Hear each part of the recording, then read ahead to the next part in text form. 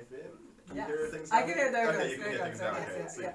So we're welcome to the BlackHouse on this not so lovely Saturday afternoon. Well, not so lovely in weather, but like lovely in company. So, Yes. and welcome to the BlackHouse. You're here with Eddie, Nani, and Liya. And in studio today we have very special guest. We have Waguan. Hello. Waguan. Kia ora. Assalamu alaikum. Welcome. Makadini. So I'm gonna say this like. So I'm just as a bad thing, like this is a story that because like we were talking before about how like I'd heard about you from like everybody. Yeah. So the thing is to me because I'm Jamaican, so like Waguan is just part of my general it's my general greeting, and it's that point where I was really worried when I moved up that I'd just like be greeting people like that and people are like, I'm not Waguan. Like I mean, there was lots of. I haven't actually had controversy with that name except for like this white guy from England on my YouTube comments being like, I chose that name first. But, essentially, I just wanted it. I knew it was like common term because I love Top Boy, obviously, like everyone else. So like I knew I really wanted something fresh as a name, and I wanted something, so I chose it in Christchurch 2018 when I left uni. Shout out to Lil Fee. And we basically I basically wanted something that was in everyone's vocabulary. Like I might as well have chosen the rap name Hello. But then I also wanted it to be like everything I rap about is basically like, I didn't realize this till like last year even, but I rap in a diary. I don't even use like lyricism, metaphors or whatever. I just recount things. Yeah. And what I recount too is because I'm a Gen Z baby, I recount the internet. Yeah. Partially, I recount the internet, my life, which is heavily on the internet, not so much anymore, but just like, I wanted it to be like, basically, I said like, my kind of thing was Waguan is CNN in the sense of like, Waguan is what's up, what's happening. That's what I rap about. I'm young, I am what's happening, because the youth are like, what's happening, and I rap about what's happening, I'm heavily involved in what's happening, and like, I also wanted it to be easy for people to kind of think it's cool. Easy. Like, that's the thing. Like you said, everyone loves Top Boy. Everyone loves Jamaicans. Like, yeah, it's just that thing that carries, and yeah, that's real cool. So before we get too far in, impossible though. Waguan, Wagi, I'm like, come on, you haven't seen Top Boy? So before we get too far in, I want to make sure we give a general introduction of you, like a sort of like, yes, we could go straight into it. This conversation is like fantastic, but like for the listeners out there, like ASL, my friend. What's ASL mean? Oh my God, you're young. So like, just where you're from, your name. So Waguan, tell us what Waguan. So Waguan, aka Tino Muda Mahoa. I came to New Zealand with my family in 2004 when I was 4 and a bit. We started in Invercargill. That's where I learned to speak English, which is why my English can be funny sometimes. And then came. I'm from Goa.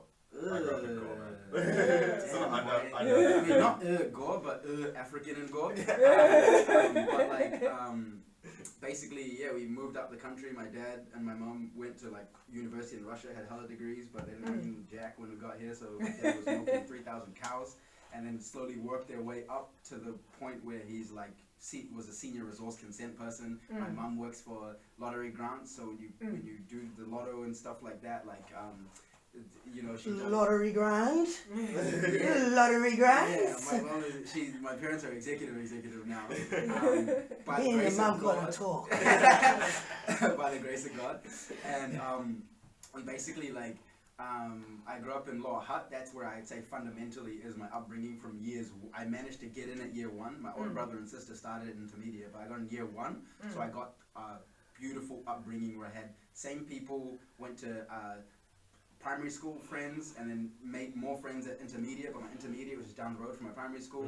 Came up with more people. The intermediate went right to the end of high school, so it was mean. I didn't really do music much there because my parents were heavily academic, but I was undefeated rap battle. Yeah, very good. Bro, the thing about rap battles in high school is if there's a fight happens, 20% of the school saw the fight, everyone's talking about it. If there's a rap battle, the crowd is immense. Everyone was there, and I got banned. The school, the senior management were like, this kid can't do this anymore because it's word insults, right? And no one was ready. Everyone thought they were ready, but like I would obliterate people to the point where it's like I never felt bad. Looking back, I did feel bad because I learned about like punching down in the context of knowing that I'm the only one in the school who can rap. So it's just like, what am I doing? But everyone came with such confidence.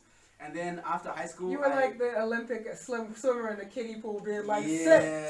sit, kids. Yeah, and then the talent show teacher, which is really the drive for when I started like doing shows and stuff, she told me I couldn't rap at the talent quest. And then what happened in year 13 is I became a prefect somehow.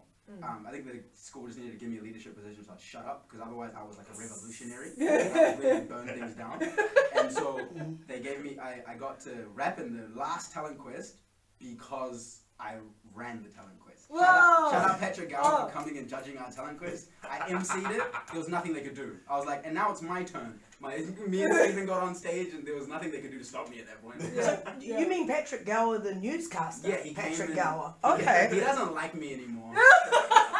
How to lose friends and infuriate people? No, because I messaged him because he was doing all this white supremacy stuff, right? Wow. Which I commended him on. No. He wasn't being a white supremacist. Right. He was doing all this new stuff I heard on that. white supremacy, researching him, which I commend you. Thank you, Patrick Gower. But I messaged him being like, I'm terrified because like the way you're talking, like I feel like there was a certain like I forgive it now in the sense of like he's just gonna do what he does and he pushes the boundaries and stuff, but I don't like the idea of someone poking the bear that's not going to come after them. I was literally, I can ask my sister, I couldn't sleep while he was doing that whole thing. Because in Lower Hutt, like, you know, there's certain groups of people that, like, you know, my dad used to live in Masterton around. Like, when you get to that area, there is, a lot of ugh. Yeah. So I was literally sitting by my window for a long period of time. And I sent him this paragraph being like, I think you need to be really careful because I'm terrified, man. The way that, like, you're kind of poking a bear.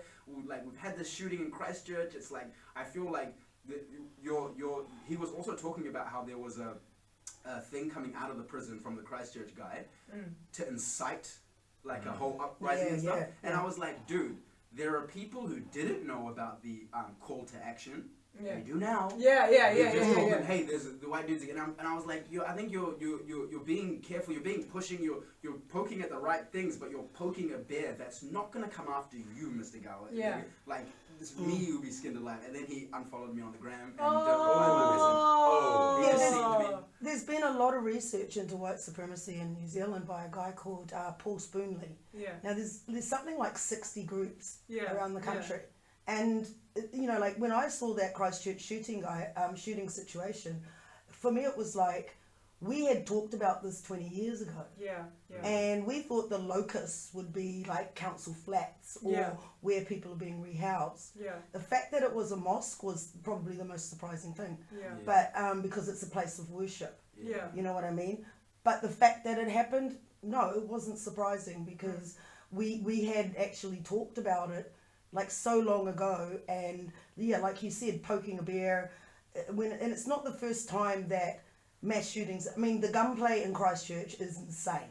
Well, it's just insane. That's so welly because, like, I've been hearing like because it's Guy Fawkes, but also because people have like car mufflers and all that stuff. So like, I started hearing what sounds like all the kind of pop, like just sounds like gunfire. And like for me, like it's been this point where it's probably put me on edge because like I've lived in Brazil for a bit and I lived in the States for a bit. And it's one of those where suddenly it's put me on this kind of slight edge because it just reminds me of when like my flat used to be like 5 km from the favela.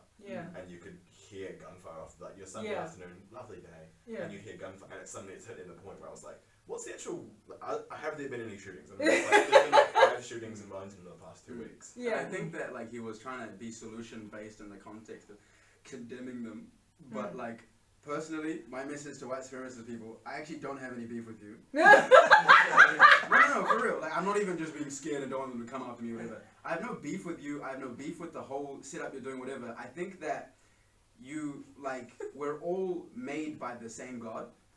Whether you like it or not, in the context of like, I have the same organs you do, I have the same whatever you do. And it's just the idea of like, we can't, like, condemning someone isn't going to make them, that's why Jesus never condemned anyone.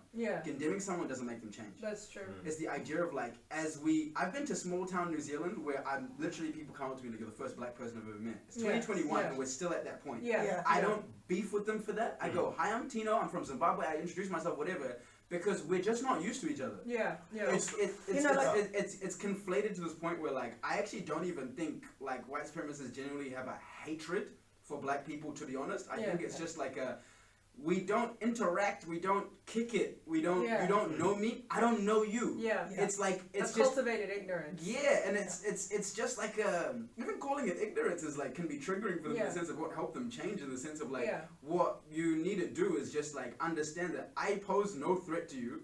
I don't want to pose a threat to you. I'm happy to you're like, don't date my daughter. Happy not to.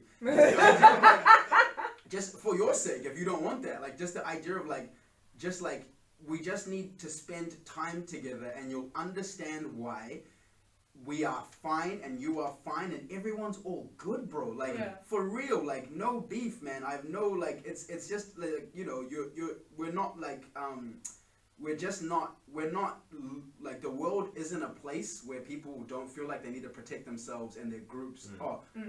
We still believe we need to protect our group. The world is slowly changing so that we don't need to feel that way. And it's just the idea of like, it hasn't spread everywhere yet. So it's the idea of like, you don't need to protect yourself from black people. Black people shouldn't feel like they have to protect themselves from you, because at the end of the day, it's all good. Like, no one's gonna do any beef like that. But anyway, so my, basically like, shout out Patrick Gower, and then I tried to listen to my parents and go to uni, and I was doing like a finance thing at Christchurch at UC.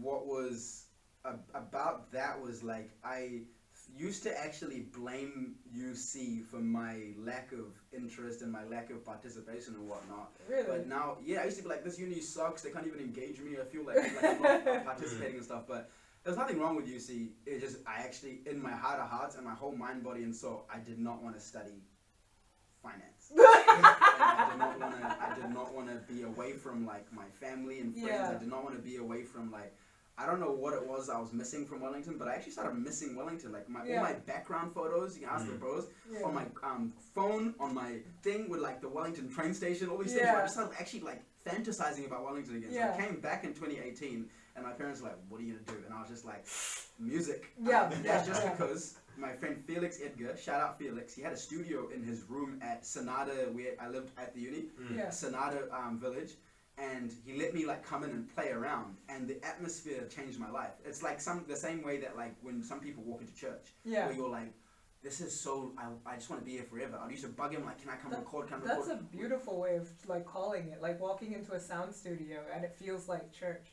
I am familiar with that exact feeling, and I think we as black people are all kind of familiar with the sense of being in a space where you can talk freely or sing and or express dance, yourself. That was the number one thing too. Suddenly you're like, it's a holy space. And Fee was so encouraging. Like I would say, like most people can say, "Oh, DJ name and so big grandiose name put me on," but Fee was the one who actually let me know that I could make music. And then things got a little twisted because I made this diss track about this guy. I apologize, Liam. And it spread around the world and everyone was like, "Oh, you're a rapper dude! Like you're a rapper dude!" And they were like, the song was named "If This Dude," and they were like, "If This Dude," and I was like, "Damn, that's bad." So I made another song. And then people were like listening to it, enjoying it, but I was kind of branded with this bad notion of like making fun of this dude. Essentially I got like that come up, and I was like to Fee. Fee stayed in. We worked together a couple of times, but he stayed in Christchurch because he's an engineer, like genius guy, genius mind. He's working with like F1 cars now. Me, I came back to Wellington, stayed in my parents' sleep out, got like a bunch of bad equipment. And what's funny is I had the latest MacBook Pro, which was like fire, and then I thought like, but people in the industry use something different. So I did this whole thing of finding out what I needed and realized I had it all at the beginning, where I had a microphone, I had a mean ass thing. It was just about engaging with it and working with it. I didn't make a beat till like 2 years in. Like the Quentin Tarantino of music, where you just got in there and you like got your knuckles dirty and we're just like, all that's right, what we I only really need this needed and to this. do. So I really needed to do, and so basically I ended up like, what's funny is 4 years later I'm at, I would say like the best point I've been at my music career, and where am I? I'm back at my parents' house, with my computer. Now it's a 2010 MacBook, nowhere near as good as the MacBook I had. Wow. 2010, Yeah, because I spilled water on it. Oh and no. So like Oh no, you got to get up to 2015 minimum, isn't it? Nah. Or 2017 now. The homie Soraya was using a 2010 one. Really? Yeah. When I went up there, what really annoyed me was when I went up to like she Instagram posted on comment on Instagram thing, come visit me in Auckland. I went up and visited in Auckland. I think she actually, maybe the invitation wasn't so serious, but I was like, let me come. And then I went to her house, this giant studio, real cool stuff. Yeah. And then she had this shitty MacBook. Yeah. and she was talking to me about. Was she running Pro Tools? No, like I don't know. I couldn't really fathom, but all I could fathom was the fact that she was using Logic Pro on a MacBook, Logic Pro, I mean, a MacBook that wasn't as good as the one I had at the beginning, and I'm like. So it is really about getting your hands dirty. Like people always ask me now. When people ask me, "How do you do that?" I always think you're procrastinating the idea of like looking at what you have and getting your hands dirty. Yes. Like it's essentially every great musician, every great artist will tell you that they started with nothing. Yeah. But they used the F out of it. Yeah. Like they really like to the point where the computer breaks or whatever. Yeah. I watched Soraya's computer shut down. Like she put it on IG, she rest in peace to it, and then like got a new one. But it was like you used that for a very long time. Yeah. So basically, I would almost go as far as to say, and I wonder if you agree. Sometimes when you start off with really challenging tools, you're forced to actually channel more of yourself through them. Like that, when you have all the best tools, you think that they're going to do the work for you. When you start off with the worst tools, you know you're going to have to fight every step of the way. And you start speaking through it. Exactly, also, and it focuses you. There's just something about those that like 2010 kind of set MacBooks. Like I know for DJing, that's one of the things that came up. Is like it still has all the before they took all the USB ports off. And it's just something about them just makes them perfect for DJing as well. So are you just rapping into your equipment, or are you actually producing music as well? I'm producing now. All the songs you hear, I did start on Vibrations. I did touch some production, which was in 2019. Shout out Scapegoat Mercy or Hamish. I was like really wanted to basically like I got to the point where like a producer can and will do everything but rap unless you explicitly be like, I want this, and you have to kind of fight for them in the sense of, especially if you have no experience as a producer, and he let me. So if you like Table, the way that Table twists into this weird like, it turns into like a Egyptian thing at the end. That was me going, Hamish, let me touch it. And let me touch it. And I changed the synths, and I put like I kept his melody that he put in there, but I changed the synths, tweaked this, even let me tweak the mixing and stuff for certain songs and stuff, which is fire. So basically 2018 onwards, I've been making music. I studied at Aotearoa, failed that course. Then went just fully into music, and then went back to Aotearoa last year and studied DJing. Shout out to DJ Raw, shout out to DJ Shan and Alphabet Head. Oh, DJ Shan, my life. They literally showed me they showed me about like the tangibility, and then also the side of responsibility, and just the idea of like you have to work. It's not fun and games, sunshine and rainbows. You gotta pay your taxes. Who collects your royalties? All these different things where they actually like basically cleaned me up, because Shan found me in like a desolate state in the sense of being like fully kind of like a street kid at that point. I was kind of not like, I could have gone home at any point, but I didn't want to live with my parents, and I was just like flat to flat and being like fully like disorganized, never making music as well. Like I was trying to make music, but I kept getting distracted by like whether it was just smoking weed and going to sleep, or just like trying to find someone to make something happen for me. And he was like, you need a reality check. Number one, come to school. Shan was like, come to school. Shan's actually, shout out DJ Shan. He actually helped us buy our DDJ when we found it for the show. He was just walking down Kent Terrace. I went, hang on a minute, I know that guy. He's a DJ from back in the 90s. I went, yo, you're that DJ. We want to buy this. Is this the right one that we should be buying? Can we buy this one? And he was like, actually, that's a really good one for that price. Go for it. We went out that day and bought it. Bang. I would love to actually to support like both that. I think that there's people, especially in the Black community, who really understand that like we are all on these disparate paths. For those of you who have the patience to come up to like us space cadets and be like, back to Earth. He always comes up with random excuses to catch up with me. And he goes like, oh, let me get my charger back. He doesn't need his charger back. No. Comes and he's just like, what are you doing? And then I'm like, I get nervous instantly. He knows I do. I start spitting game. Working with this person, and he's just like, yeah, but what are you doing? And I'm like, damn, none of that means anything to you? So he fully like reality checks me every now and then. And then so last year, I met my current kind of acting manager Paige, where she basically saw a video of me performing, And this is what I'm getting. I'm at school now, so I'm starting to piece myself together and like actually piece together my like the actual vision and like where I think I can go and what I'm capable of. I was naturally really good at DJing, so I was obviously lazy. Yeah. But Raw always was just like, you natural ones never do enough work, and he was right. Almost failed my last performance thing because I basically just focused on rapping the whole year. But I can work at DJ. I'm a DJ's DJ in the sense of I really love I love it. Just the idea of like I don't do nearly enough of it anymore. Ooh, I know exactly how that's exactly what I feel. That's one of those things I sit there and just go like, I should make a mix, and then I'll go watch Netflix or read or something. You guys need to get together to do a show. To do a show I together.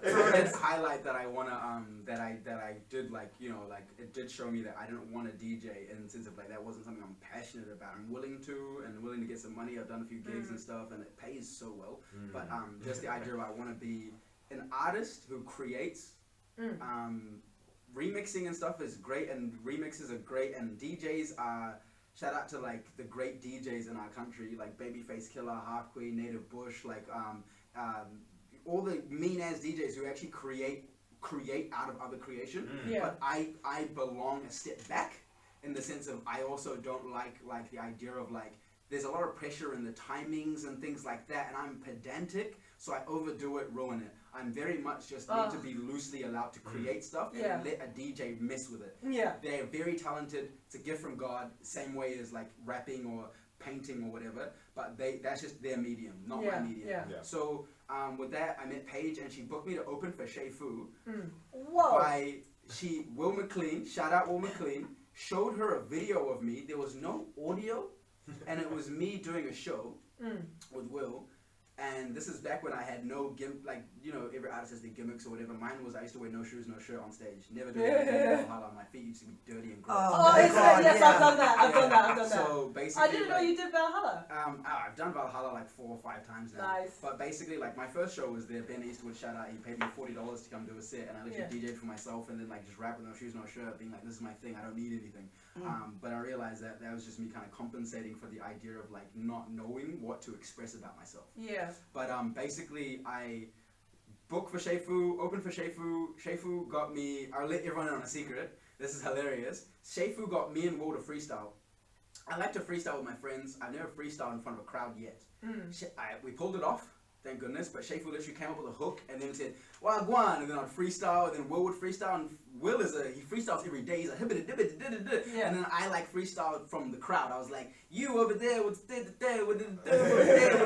everyone was going off and stuff. I peed myself. Oh! And this is how I knew Paige had my back, because after the set, I'm walking around in my pee, like, holy my shit. pants, because it was like, this is Shay Fu, this is like, oh my god. This is Shay Fu, bro. This is so like when he pulled me on at the end of his set to freestyle, I didn't expect it. I didn't know what to expect, and I'd never freestyled in front of a crowd like that. So I peed myself, and I went and just told Paige to see what she would do. She wasn't my like acting manager at the point. She wasn't. She was just someone who booked me. And I said to her like, I peed myself, and my friends have already gone home, and I was basically stuck in Carpety. Oh, no way. Pants full pee. And she was like, kidded me out at Neighborhood Collective, and I slept on her couch. And that's how our relationship started. And from that point, she's been my confidant. Like in the sense of like, if I ever I fully told her, I expected her to kind of be like sideways, being like, really? And then she didn't believe me at first. She was like, what? And I'm like, yeah, I'm fully like, pee. I need pants. I need pants, and I need like somewhere to stay. And I stayed at her house. We ended up talking the whole night about letting her with my vision, my dream, which is like not necessarily changing the industry like everyone, but just like the idea of, in my come up, I've seen a lot of bad things. And I was like, I don't want to participate in that.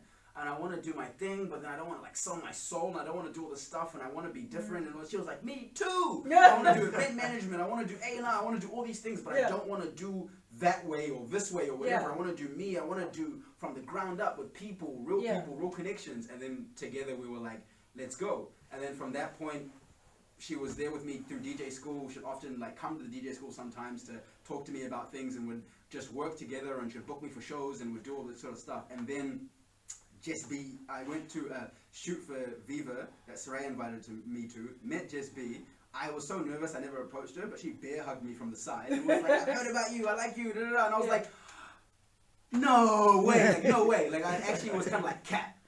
Like, I was like, there's no way that you like me, you don't know me, you don't whatever. She fully was like, yeah. And then she emailed me 2 weeks later saying, come do 64 bars, I'm choosing you. And I'm like, no way. I ran around school, like, yeah, called Paige, and everyone was like, oh my gosh. And then went and did 64 bars, where she really helped, like, make me less nervous at the whole thing, because I actually ended up rewriting my whole bars on the plane. Yeah.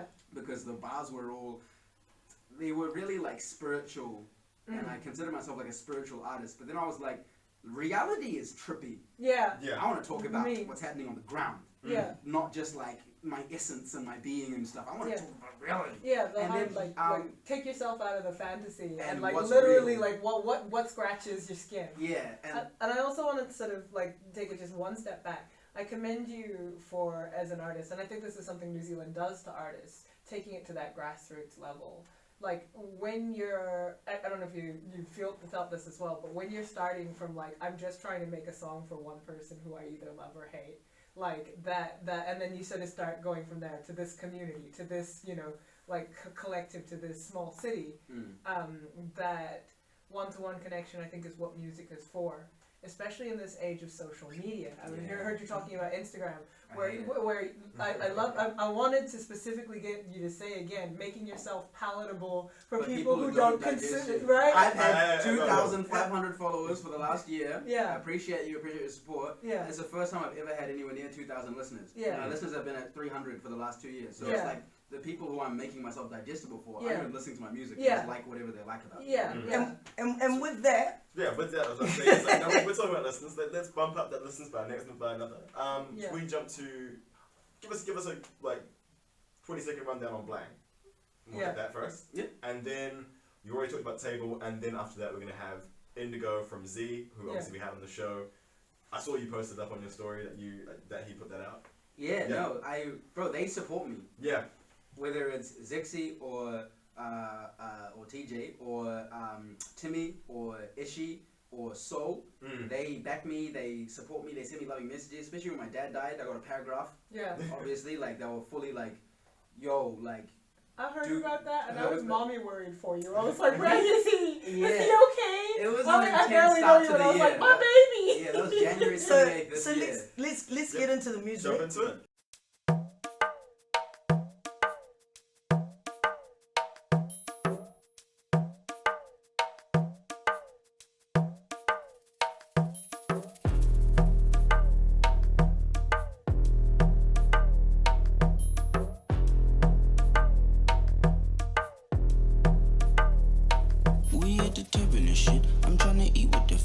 Conversations and shit will casually be a casualty. Try compare me to shit. You poor as fuck with your pageantry, was degraded and shit. But now I fuck with the faculty, meditated and shit. My chakra beam for the balance and synergy when I sleep. I'm trying to channel my talisman. I get weed for the low, and I smoke it too much. So if you reap what you sow, then I might have to adjust. You do not fuck with the code, you do not fuck with the set. And if you ain't in the know, then Ethan gon' leave you wet. You need to go with the flow, you need to put some respect. I hear you speak on my name, I make you choke on your butt. I'm dragging hot with the breath. You try to show me your breast, rather you show me your bread. These bitches ain't got no depth. Mind if they gonna project, see if it has an effect. These rappers going unchecked. Waguan to come to collect. I'm trying to boo up on me a bendy and thumb incorrect. I'm trying to come in and break it gently. Waguan is the best. So if you struggle with feeling envy and cannot confess, then I suggest that you feel it empty and should save your breath. We at the table and shit. I'm trying to eat with the family. Conversations and shit will casually be a casualty. Try compare me to shit.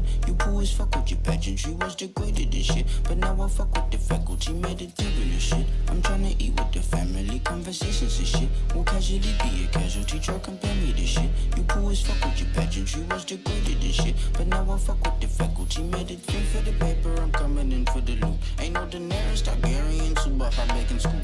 Apex Legends I'm carrying, but we're burning the troops. All the secrets you burying, Waguan raided the two. Waguan raided the two. Waguan raided the two. Shackled ankles and ancestry is the pudding for the proof. Proof in the pudding for proof. Proof in the pudding for proof.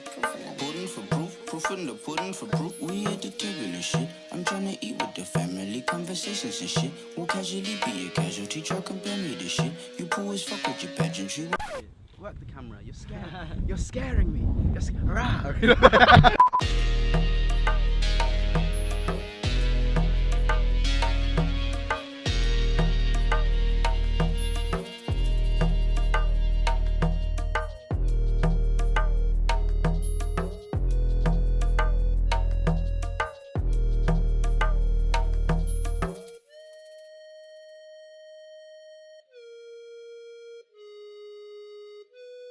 Back on the BlackHouse, it's 106.1 FM.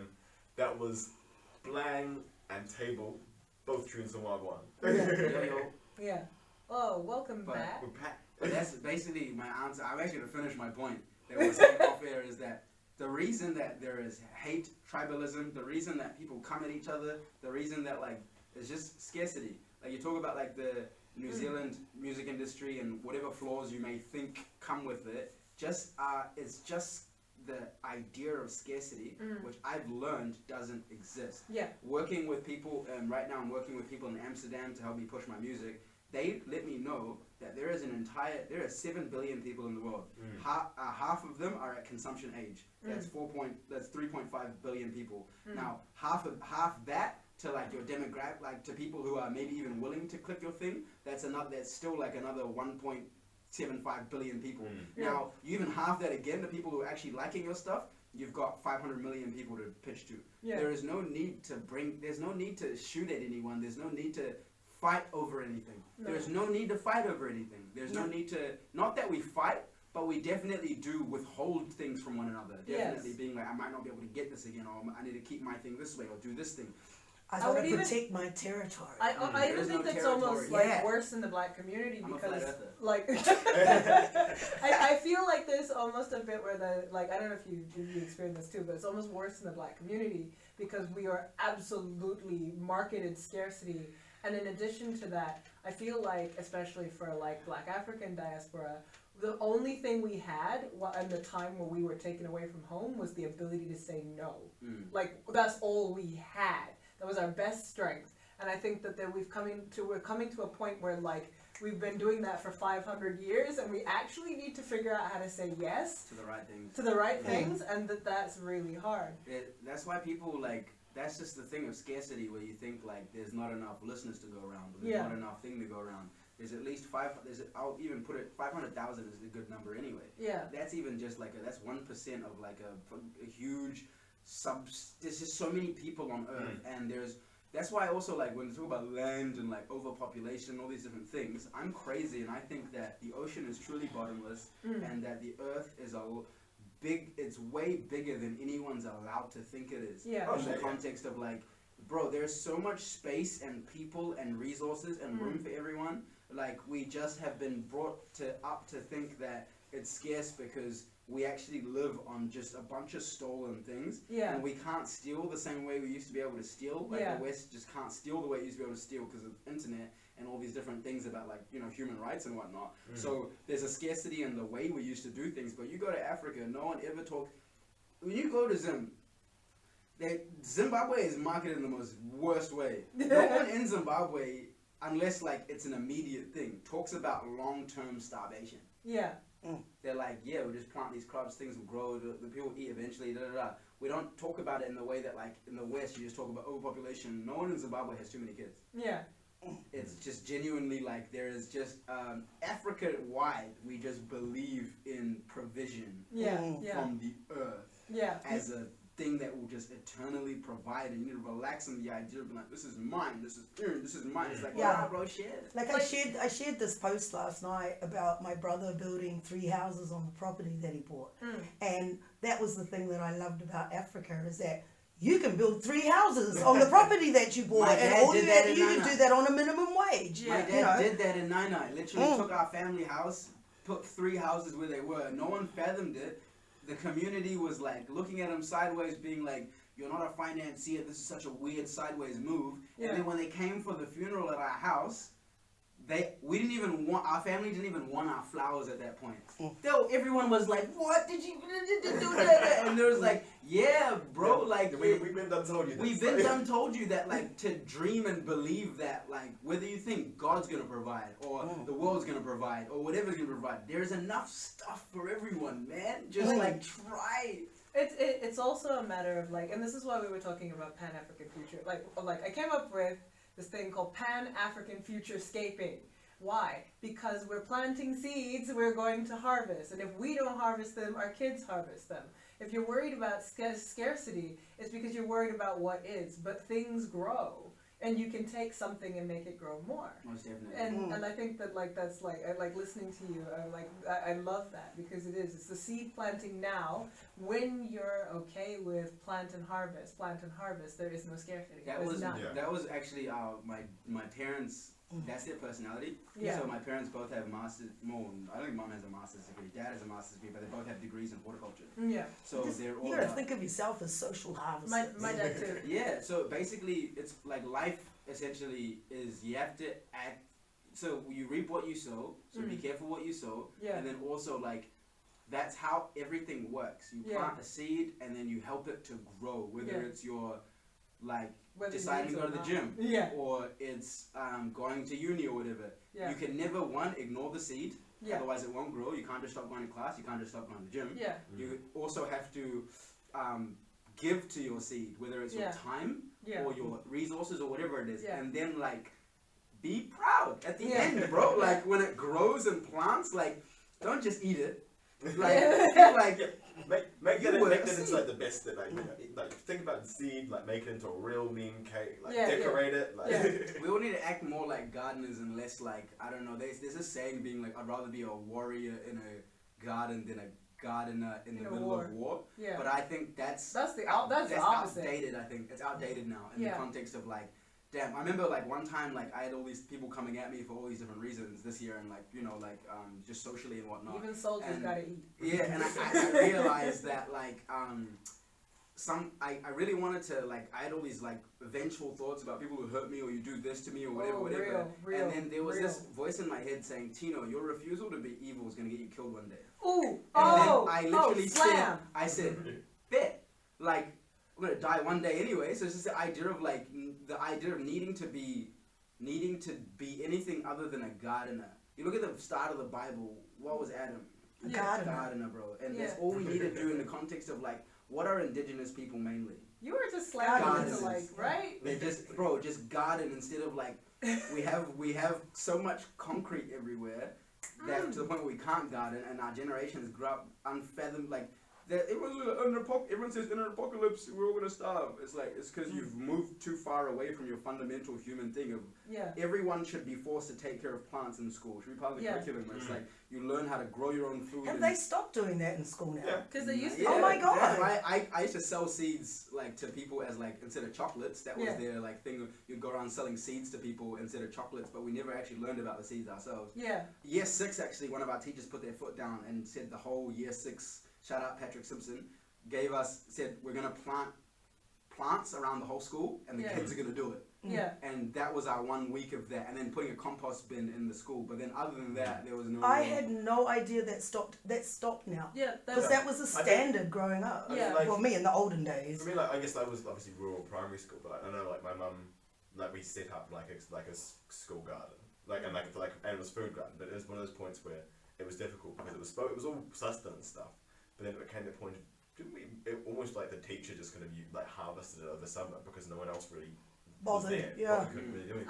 I think that the thing about gardening is it's not just planting and harvesting. I think that there's more to the soil and gardening. The right? in between, which is where faith comes in. Belief in what you're doing. Well, not just that. I went and bought a whole bunch of pot plants. This connects back around. But I went and bought a whole bunch of pot plants because I'm bad at them. Like I got a brown thumb and I'm a brown thumb. And I was like, wait a minute, there's a lesson here you need to learn. If you're really bad at gardening, there's something bad. My plants now grow flowers and they look happy and healthy. Right? And I got there by learning, you can't, these ones like to sit next to those ones. This one has to be this much sunlight. This one needs a spray attentiveness. Yeah. Belief. Yeah. Consistency. Yeah.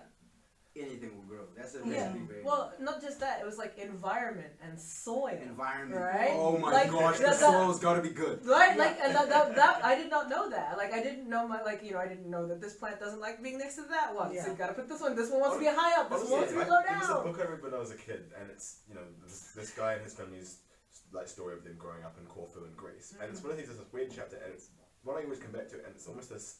He like meets his like teacher's mother, who's like in her mid-90s. This is like the 1930s, and like she talks about plants as if they're sentient. She's like they talk to each other. She was like, I found this little rose surrounded by a whole bunch of daisies, and daisies are really vicious. Like they don't like having other things grow around them. It's a weed. And and it's one of those ones that come up. It's like it is almost like you said.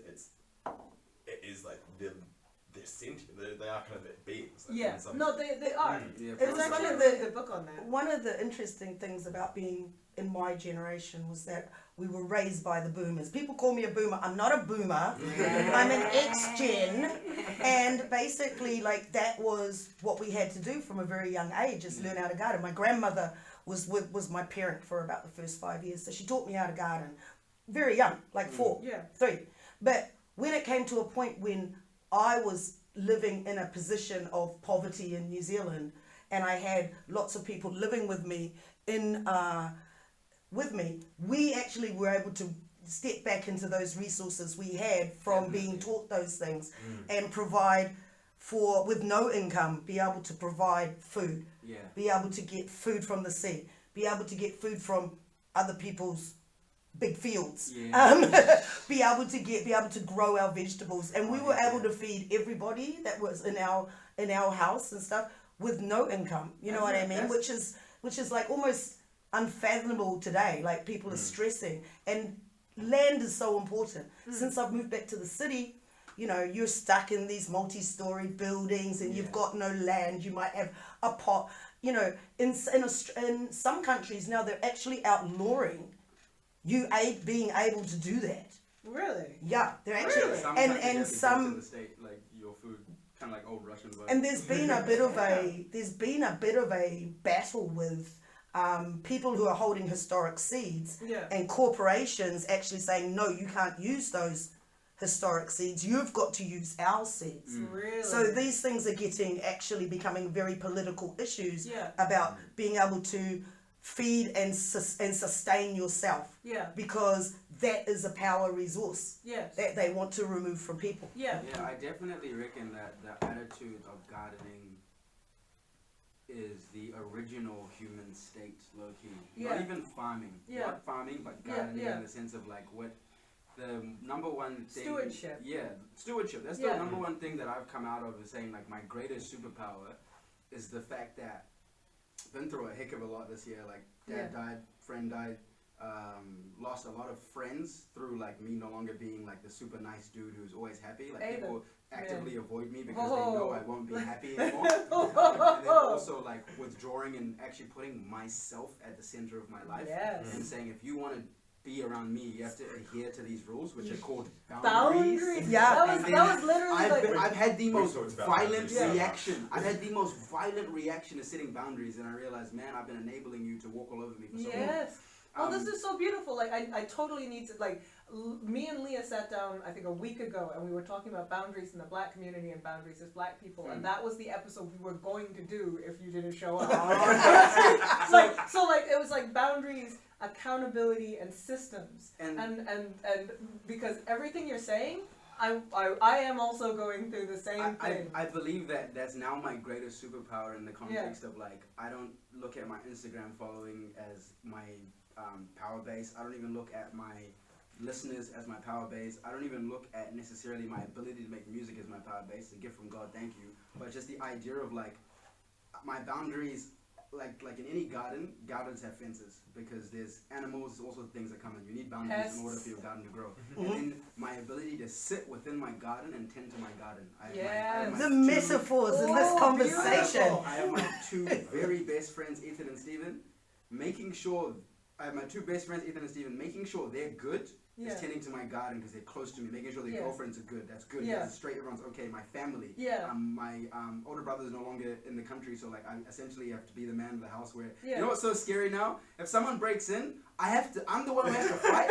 That's the scary thing. You better work on that chest, boy. That's what I'm saying. If someone work breaks on that in, chest. we no longer have a 200 kg African or my older brother, and it's like me. So basically, making sure my family knows about security, being like lock the door, keep the security light on. But just the idea of like everyone's power base should be their garden. Yes. The thing that they nurture, where the soil is good, and then they pay close attention to. That's why you can't have a million friends. I'm sorry. Yeah. You can't have.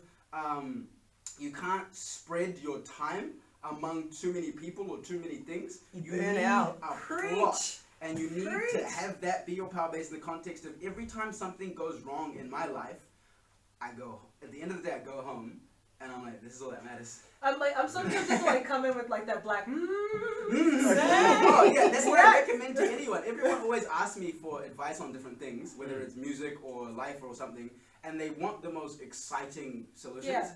But the solutions aren't exciting, and like there's you have to grow up and realize that you have to family and your house. Yeah.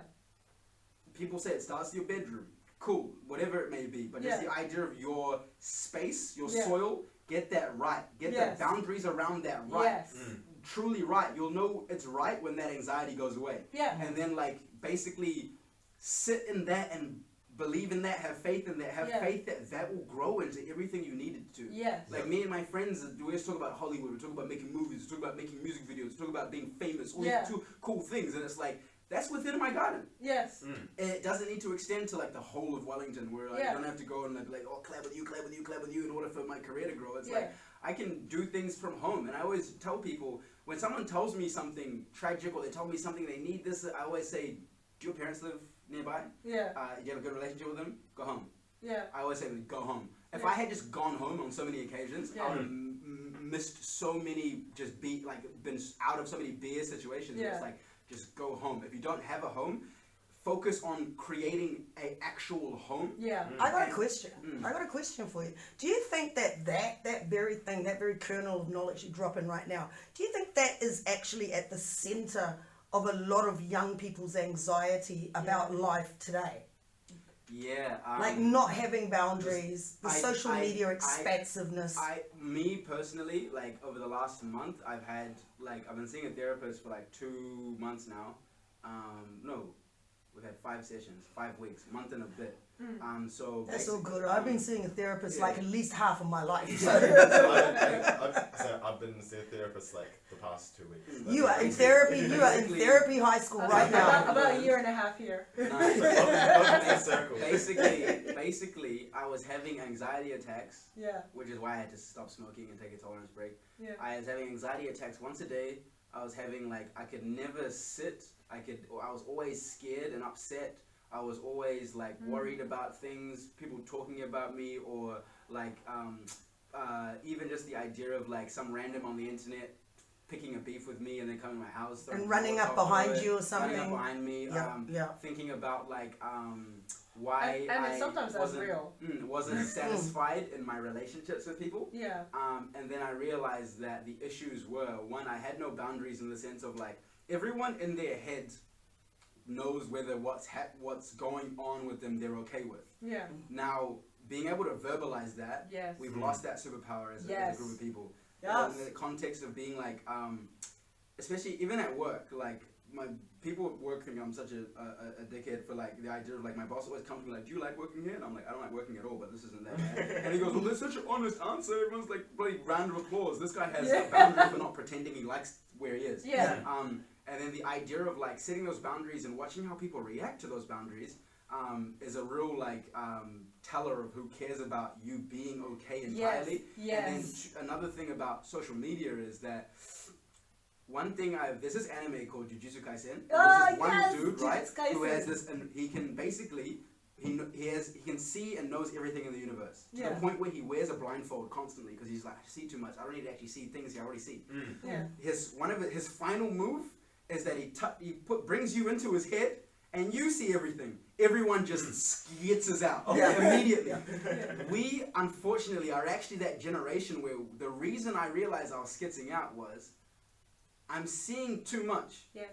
Our brains aren't ready for the amount of information it's downloading. We're just not there. And I'm being exposed to too many people in the context of like, it's just two volumes of information going in and out to the point where like, you'll scroll through these days, whether it's COVID or political stuff, you'd scroll through people's stories, which is little snippets of people's lives that they want to show you, not that they are obligated to. This is what I want to show you.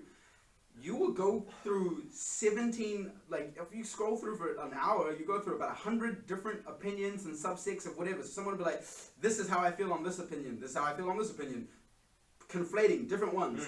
I didn't realize that I was ingesting it. I thought I was just watching and I had my own opinion, but I was ingesting it. I'm young, I'm impressionable. So like, I was basically taught to like hate my own masculinity. I was taught to hate certain groups of people for the way they talk. I was learned to hate lots of who to hate. And then not how to bring them out of that hate or how to bring them into that hate. I was taught, I basically see a lot of, there's the devil of comparison. And you don't even realize that you compare yourselves to inanimate objects. This is a sound desk. The one thing I look at, the first thing that I innately think that people don't realize, because there's a quiet voice in your head that says, I'm Tino, I'm not a sound desk. Now, if I'm doing that to a sound desk, other people, you can't help it. No matter how cool or secure you think you are, as soon as you see another person, you will compare yourself to that person. It's human. It's how we evolve as well. That's how we share information. Be like, this person's really smart. Let me learn from him. But essentially, that's why I'm on this hiatus where it's like, I can't be, sorry guys, but I can't be like looking at people's lives. And I encourage you not to be looking at people's lives and like for too long. And then also the idea of finding out what you like, what you want to do, and getting a tunnel vision on that, as opposed to like being exposed to too much. Like, be careful what YouTube videos you click on. Be careful don't you dare let the algorithm serve you up something. When you watch a video, leave the video at the end and go choose another video. Do not sit there and let yourself be fed things, because it's like what you consume, you actually consume. Like, you are what you eat. Yo, I don't want to cut you off, man. This has been so good. This has been fantastic. We gotta have you back. Maybe even on the online series. We'll get you back. So. You were spitting lyrical, like you're spitting gold. Like I'm here. Right, sorry, I've got 10 seconds. Right, this has been the BlackHouse. This has been with Liya, Nani, Eddie, and Waguan. Bye bye. Have a great weekend. We'll see you later on. See you next week.